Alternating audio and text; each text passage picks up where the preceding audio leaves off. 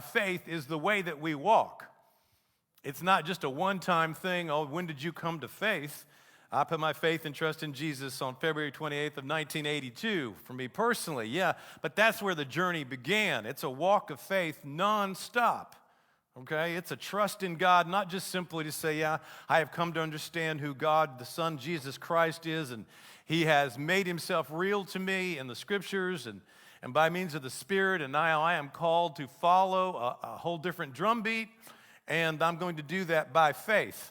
And so that's how it begins for us as Christians, for us as believers. But from then on, of course, beyond there is a walk of faith. And it can take a different walk. It takes a different walk for each one of us. Every one of us is different. Every one of us is unique. And the walk of faith is unique. And the requirements of faith. God has a plan for each of our lives in bringing us to Himself through Jesus. And so He's going to accomplish that in a specific way as we allow Him to do so by faith. So last week, we looked at some heroes of the faith. We looked at Abel, who offered a sacrifice to God that was pleasing. He was demonstrating obedient faith. We talked about Enoch, who had the walk of faith. God just took him to be with Him because he was an individual who walked with God, had a pattern of walking with God. And then Noah, we talked about Noah. Noah was given a very unique task. There aren't a lot of people in biblical history or in history at all who are asked to build a 400-foot plus boat, 75 feet wide, 40 feet high. Okay, it's just not a lot of people who are actually given that assignment. So we don't go down the Scriptures and say, if you're going to be a follower of Jesus, you got to build a 400-foot boat. You got to get out, sell everything, and start building one so you can tell where the Christians are because they got this big mega boat in their front yard. No, not everybody's asked to do that, but Noah was asked to do that. He was called to do that. He knew that's what God wanted him to do, and he did it with reverence, godly fear, verse 7. He built an ark to deliver his family.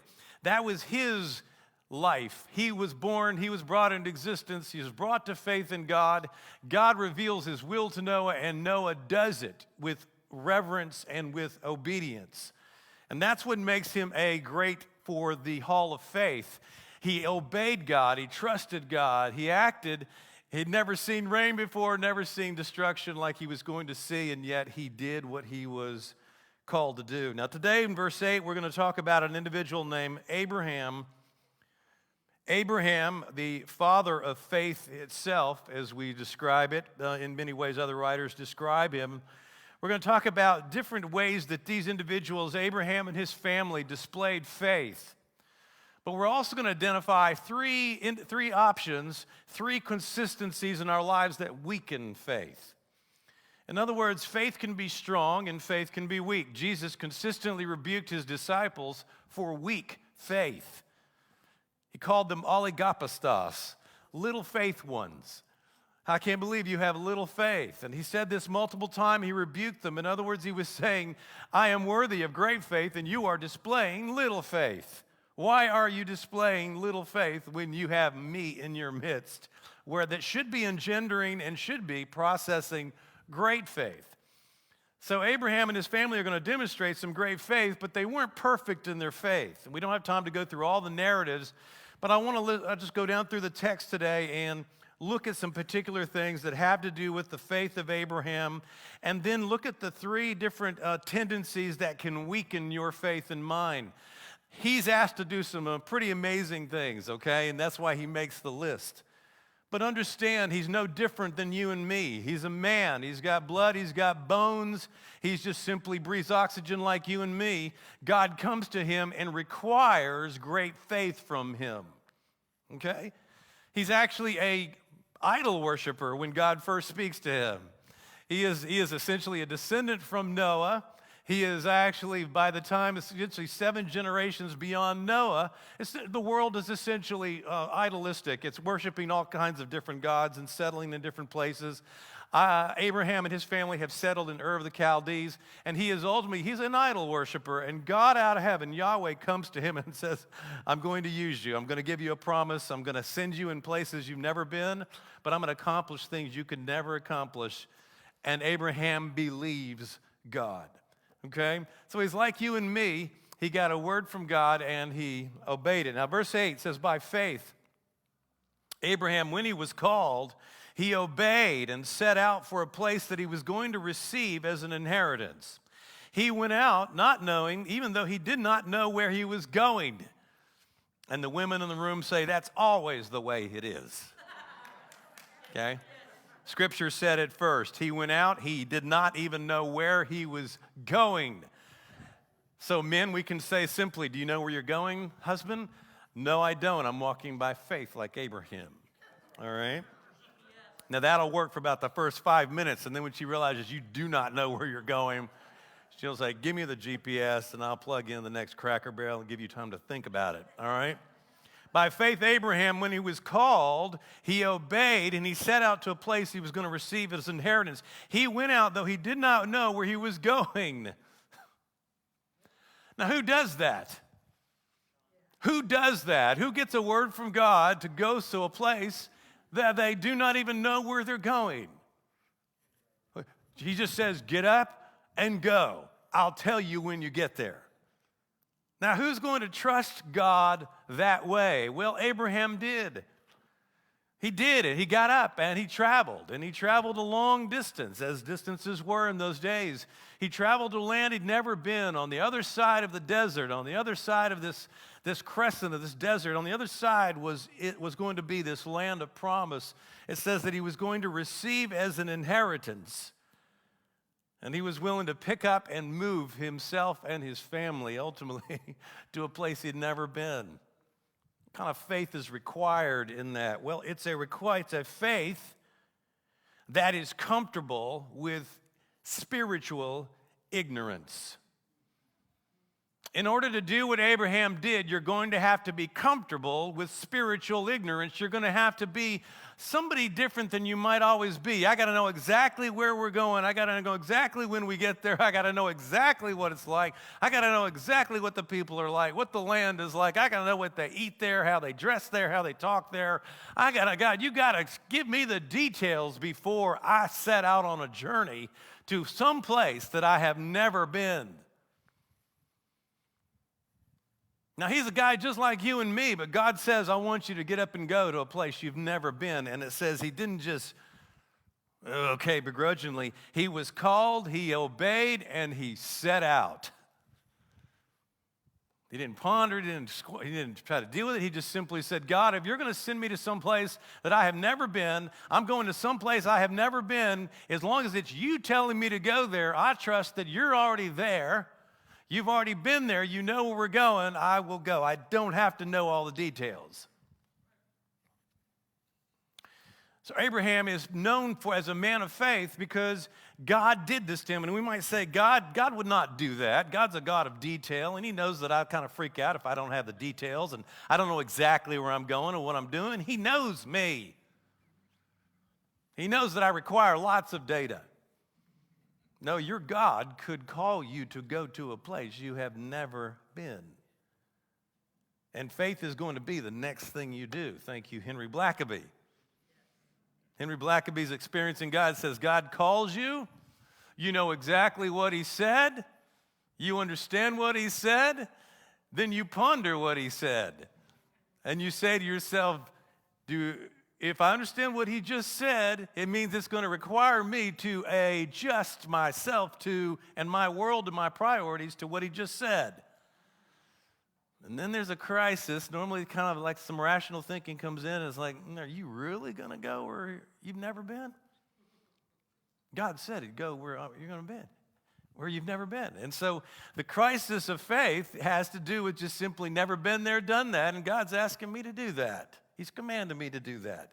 But he's given me promises of an inheritance on the other side. So what can hinder our faith sometimes is our demand for ignorance, is our demand for information. We're not comfortable with the fact that God hasn't laid out everything. If he tells us everything, is it really a faith? What we're really asking for is not information, we're asking for an escape route. Now, Moses is mentioned sometime here later. Moses was like, God, you got the wrong guy. And for most of the part, we think about faith. God would never ask me to do something that's bigger than me. So if you're asking me to do something that's bigger and beyond my personality and my preferences, you got the wrong guy. God, nobody's perfect. You got the wrong guy. You messed up. No, God knew exactly what he was doing with Abraham. Abraham, by faith, when he was called, he obeyed, he set out. It says he was comfortable with his spiritual ignorance. He did not know where he was going. He was willing to trust God that much for the future. In other words, he's simply saying, God, I would rather travel not knowing where I'm going with you than to know exactly what I'm doing in life and you're not around. That's the trade-off. You can have a life that doesn't require faith at all, and essentially you've got everything, every question answered, every I dotted, every T crossed, and in the sense, and just wonder, man, why do I have everything I have a need in life and I still feel empty? Could be because God came and visited and said, I really want you to actually think about going to some place you've never gone before, and you said no. Abraham said yes. He did not have the information. He had enough information. He knew God was giving him the direction. He knew there was an inheritance promise on the other side, and God would fulfill his promise. Verse 9, by faith he stayed as a foreigner in the land of promise, living in tents, as did Isaac and Jacob, co-heirs of the same promise. Verse 10, for he was looking forward to the city that has foundations, whose architect and builder is God.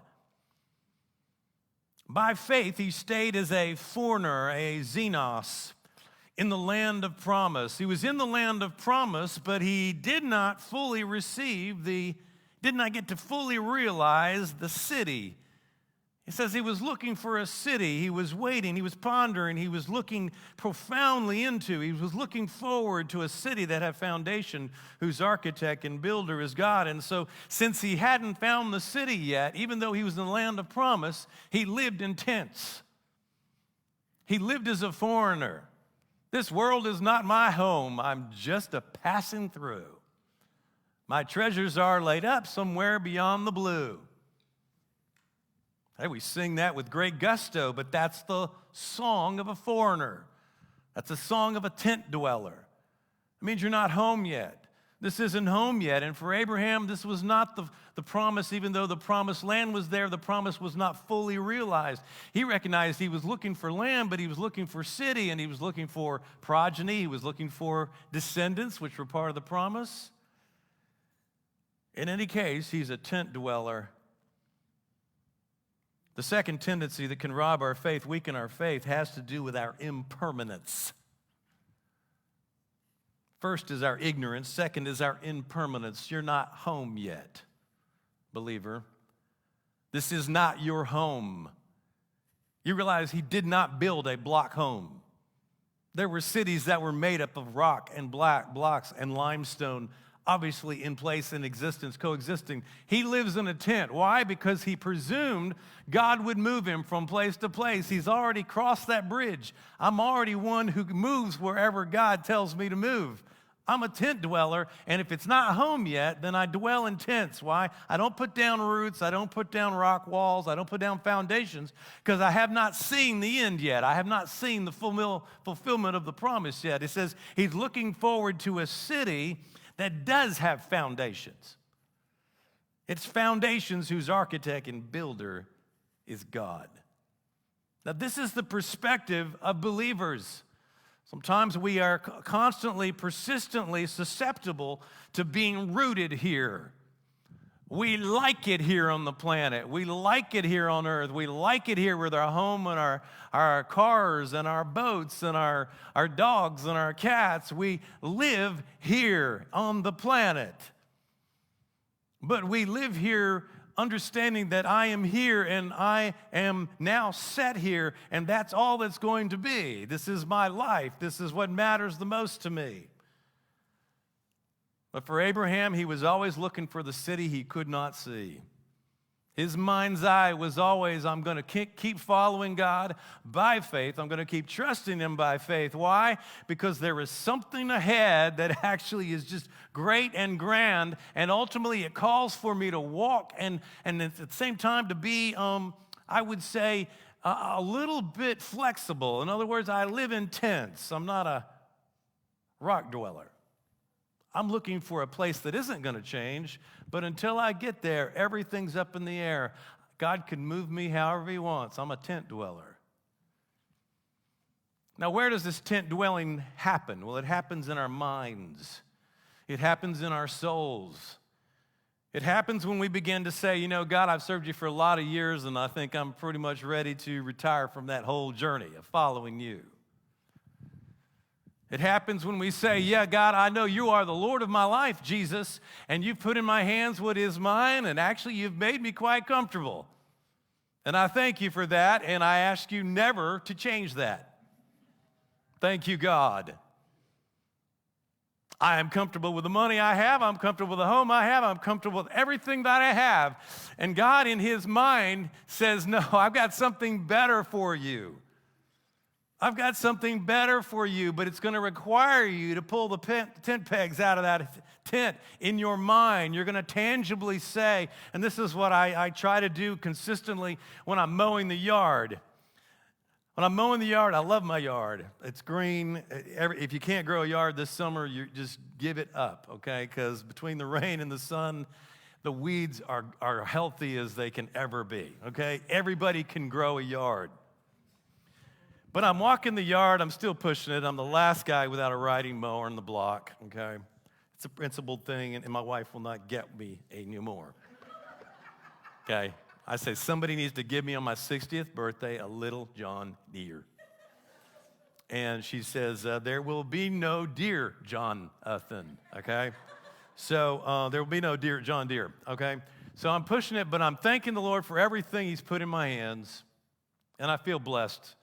You realize we don't live with a white sheet. When we say you need to surrender all to Jesus, the sheet of paper isn't white. The sheet of paper is loaded with all the goodness of God and the favor of God and the assets and things to be responsible for and finances there and health and so much that God just puts on that paper. So when he says you're to be a tent dweller, it means I'm simply taking this loaded white sheet of paper and saying, God, it's all yours. What do you want to do next?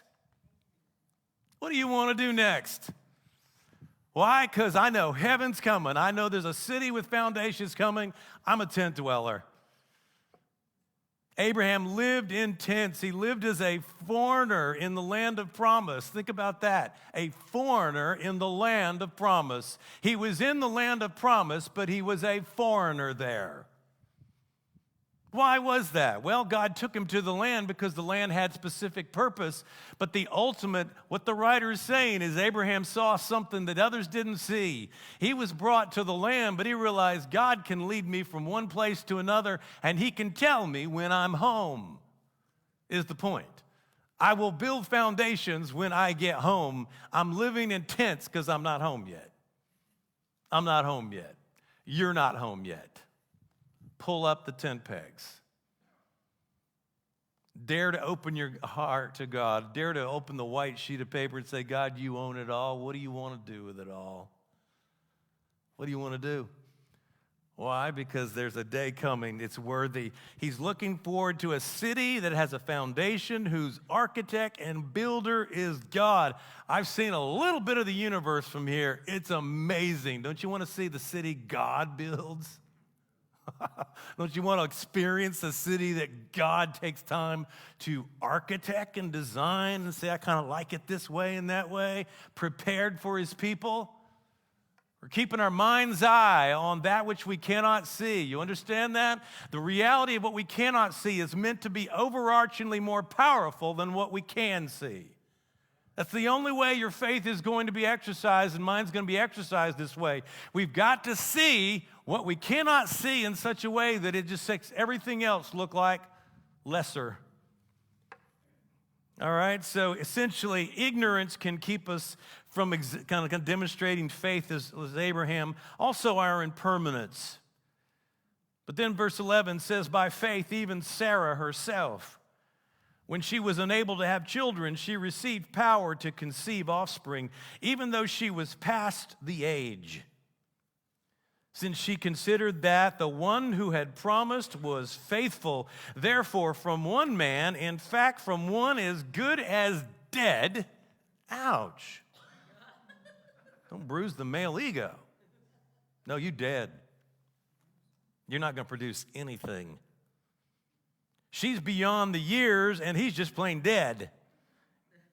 One man, in fact, from one as good as dead, came offspring as numerous as the stars of the sky and as innumerable as the grains of sand along the seashore. This is a story of great faith. Sarah, eventually, unable to have children, receives the power to conceive. God promised Abraham an offspring that would be innumerable, like it says here, the stars and the sand on the seashore, and yet neither one of them can have kids. He's too old, and the time of actually having children is gone. There is nothing there to deal with. And God takes that individual and their impotence, so to speak, and their weakness and their age, and he says, you are perfect candidates to display my faithfulness and my promises and my glory. Now, for most of us, we can already check the box and say, God can't use me because of this. God can't use me for that. God can't use me to do this or that. God wouldn't call me or move me or ask me to do anything different than I've ever done, because check the boxes. I've been there, done this, that was good. I've been there, done this, it was bad. I'm old, I'm young, I'm smart, I'm not so smart, I'm rich, I'm not so rich. We go through the whole entire rigmarole just saying the God of the universe, when he wants something done, he's not saying you go do it. He's saying I want to do it through you. And frankly, your weakness and your impotence and your inability and your self-disqualification makes you a primary candidate for faith. All you have to do is just say, yes, God. I believe you can do this. I cannot. I can't see my way forward, but you do this. And frankly, the story of Abraham and Sarah is one of both faith, but also faithlessness. You remember, they tried to solve the problem. Abraham was promised a son. Couldn't have one. 20 years after he was promised, still no heir. Sarah says, I know how we can fix this. I got this Egyptian handmaid named Hagar, and she's fertile. And while you still have bullets, we're going to help God out. So she gives Hagar to her Abraham as a wife, and Abraham doesn't seem to resist this whole idea. Doesn't say that, but they have a child, so I don't think he's resisting the idea.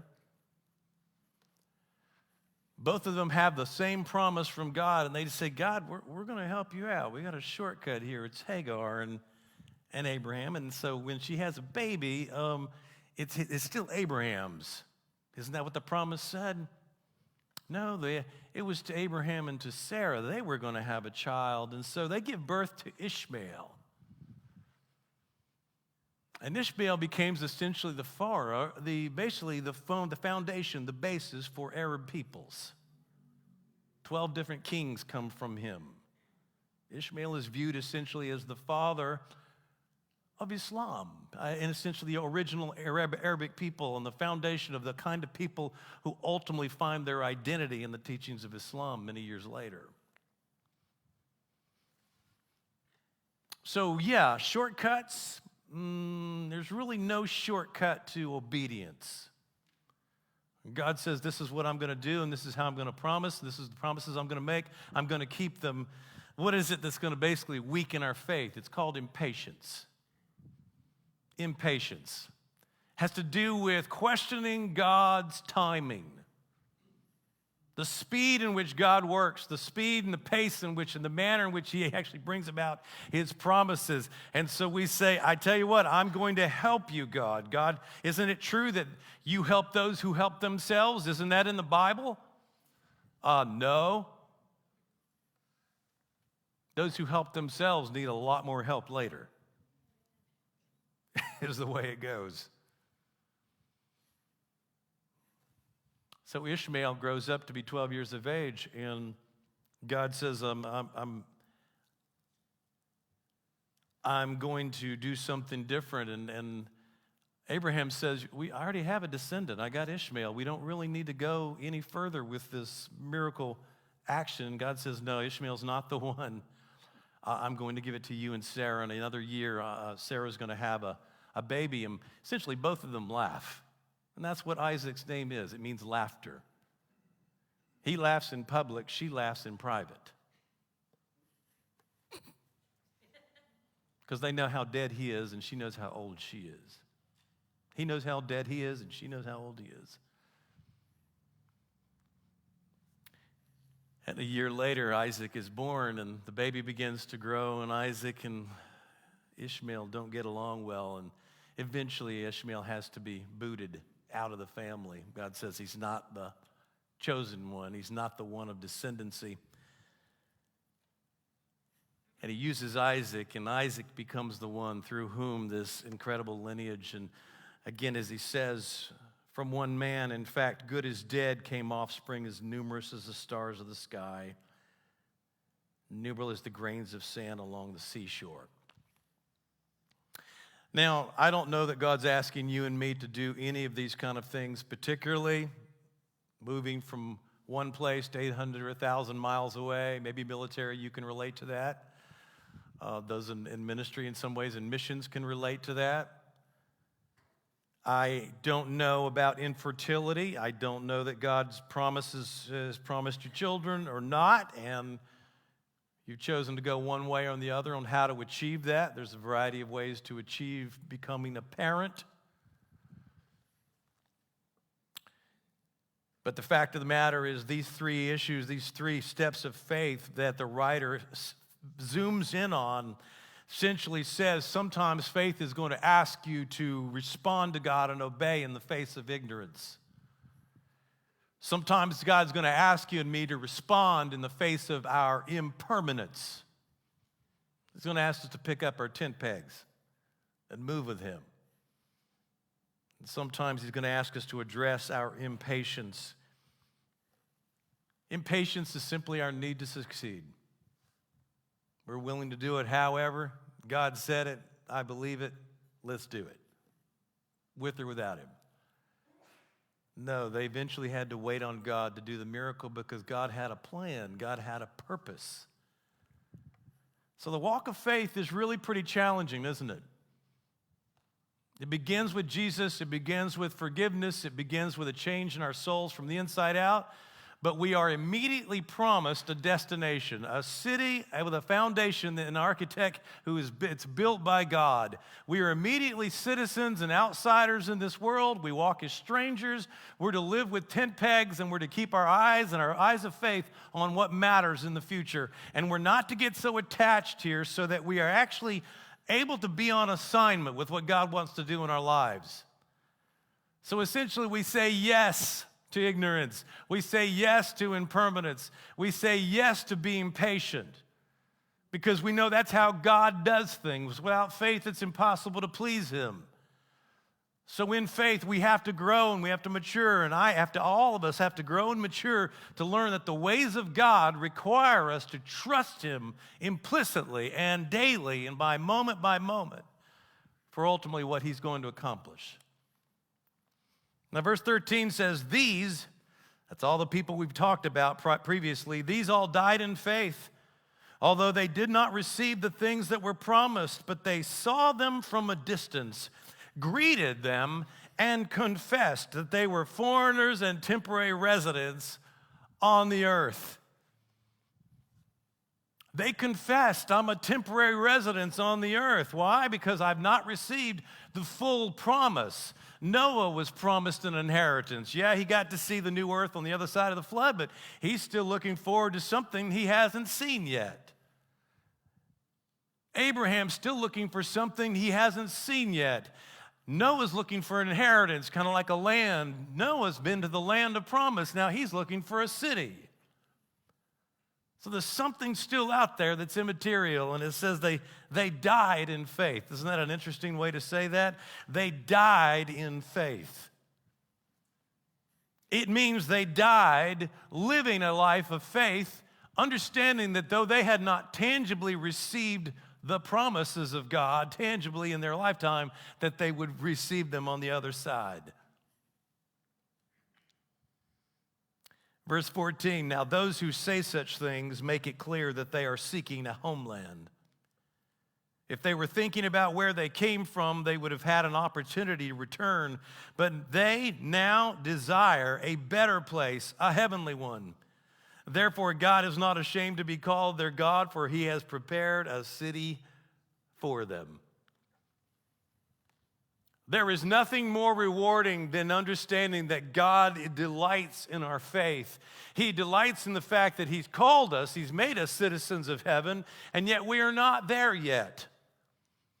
But he is glorified when we act and we live and we serve in faith in light of that future moment of being together, a new homeland, a new people, a new temple, a new city.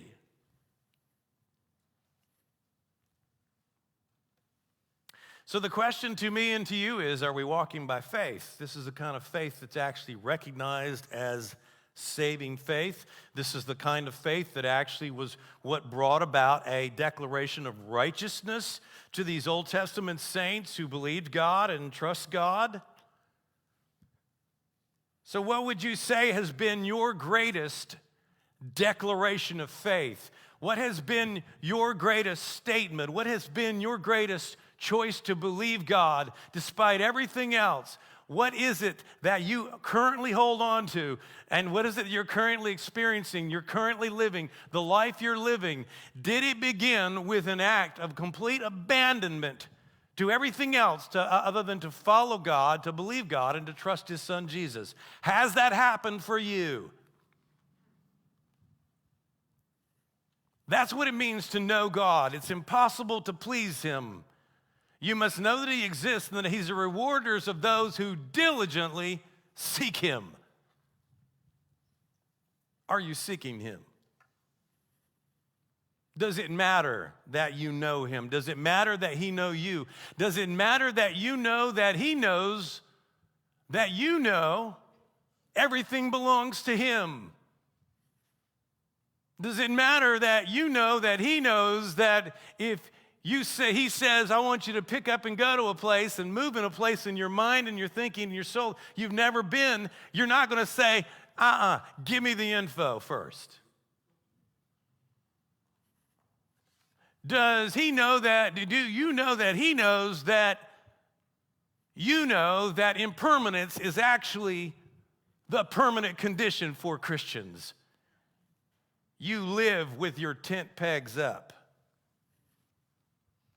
You say God, you say go, you say move, I move. You say believe, you say trust, you say change my mind, my soul, my heart, my values, my money.